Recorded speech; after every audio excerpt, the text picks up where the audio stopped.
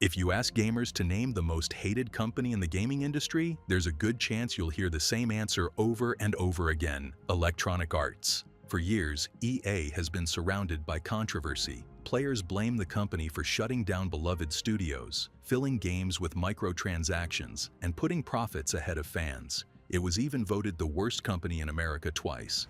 Yet somehow, while its reputation kept getting worse, EA kept making more money than ever. If you made it this far, you already know this channel is for you. Hit subscribe so you never miss a story. So how did one of gaming's most hated companies become one of its most successful? To find the answer, we have to go back to where it all began. Electronic Arts was founded in 1982 by Trip Hawkins, and in the beginning, the company actually had a very different identity compared to what most gamers think of today. Back then, gamers knew the games, but not the creators. The developers were invisible. Hawkins wanted to change that. He believed game makers deserved recognition just like movie directors or rock stars. So EA did something unheard of at the time. It actually put developers' names and faces on game covers and in ads. For a while, EA felt like a company built to celebrate creativity. And it worked. The company started rising fast, building a reputation for creativity and strong games. Everything looked like it was heading in the right direction,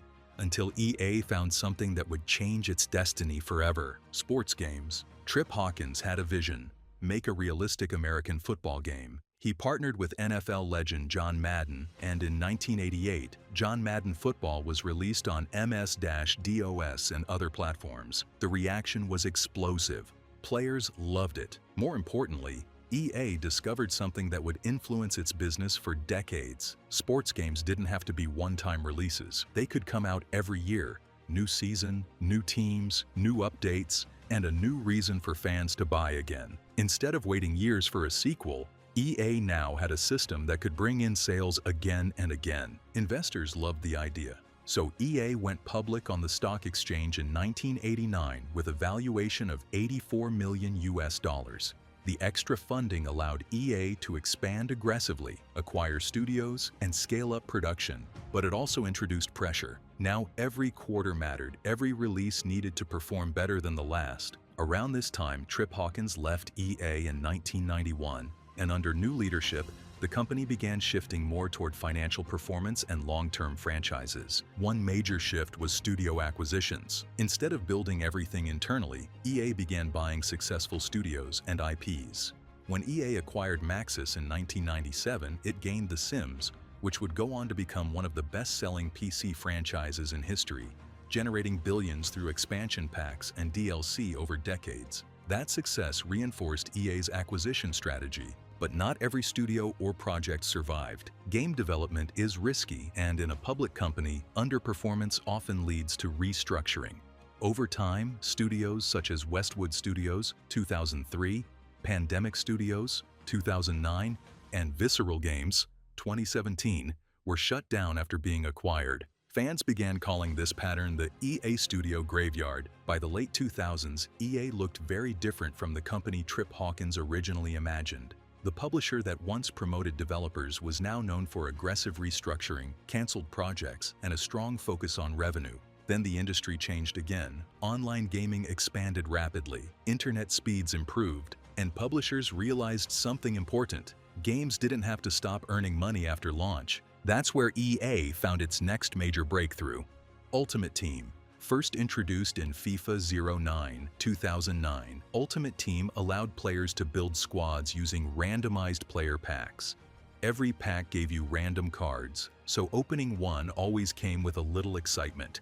Maybe this time you'd finally get Messi. Maybe you'd pull Ronaldo. That small feeling of hope kept players coming back again and again. At first it was just a mode, but over time it became EA's biggest revenue engine. Players were spending money long after they owned it, chasing better players and stronger teams. Some people only bought a few packs, while others spent hundreds or even thousands of dollars trying to build the perfect squad.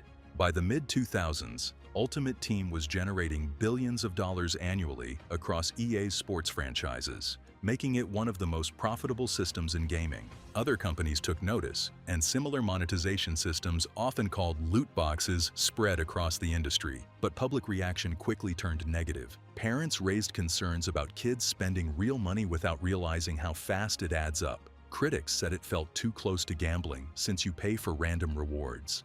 Some governments, including regulators in Belgium and the Netherlands, began investigating loot box mechanics. EA defended the system in public discussions where executives referred to loot boxes as surprise mechanics, comparing them to toys and chocolate eggs. The phrase quickly went viral and became heavily criticized online. Around 2010, its market value had dropped sharply to about $5.5 billion. At the same time, players complained about paywalls and early microtransactions creeping into full-priced games. The backlash peaked in 2012 and 2013 when EA was voted Worst Company in America 2 years in a row. Even EA admitted the criticism and said it needed to improve its policies. Then came Star Wars Battlefront II in 2017.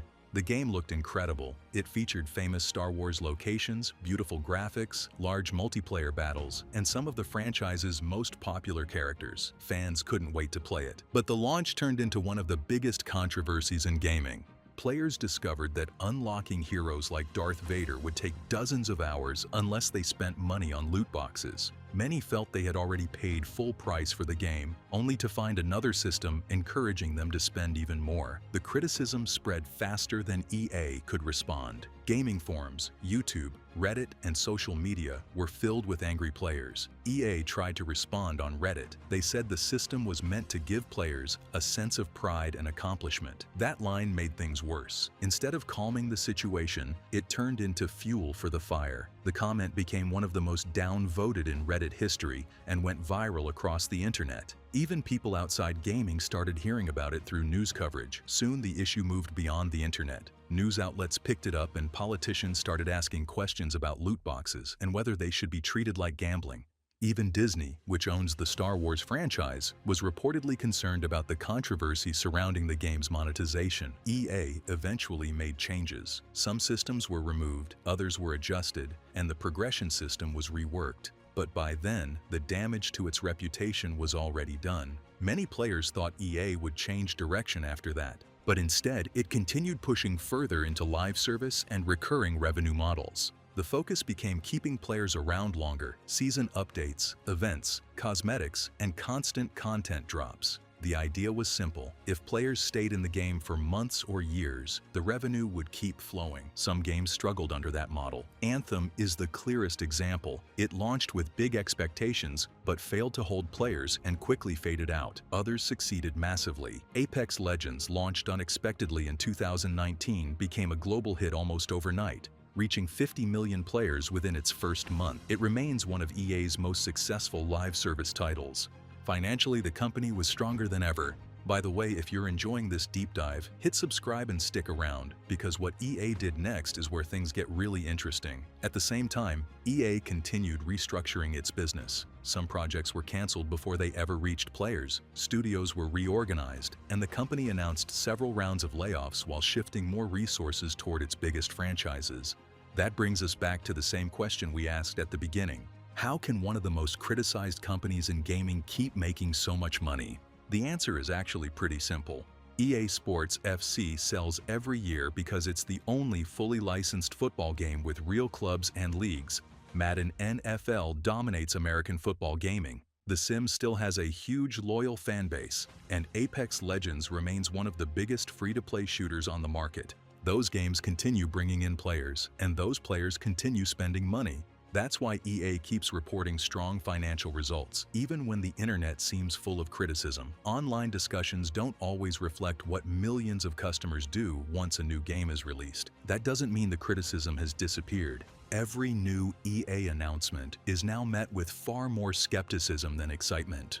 Players look closely at every trailer, every monetization system, and every promise the company makes because its history has made people far more cautious than they used to be. In many ways, that's the real price EA is paying today. It still has massive franchises, it still earns billions, it still leads major parts of the industry, but the trust that once surrounded it is gone. Trip Hawkins wanted EA to be known for celebrating game creators. Today, it's one of the biggest names in gaming, but also one of the most controversial. Its games will probably keep selling. Its business will probably keep growing. The bigger question is whether players will ever look at EA the way they once did. And judging by everything that's happened over the last 2 decades, that might be the hardest achievement of all. If you enjoyed this video, make sure to like, subscribe to the channel, and let me know in the comments which gaming company you think has changed the most over the years. Thanks for watching, and I'll see you in the next one.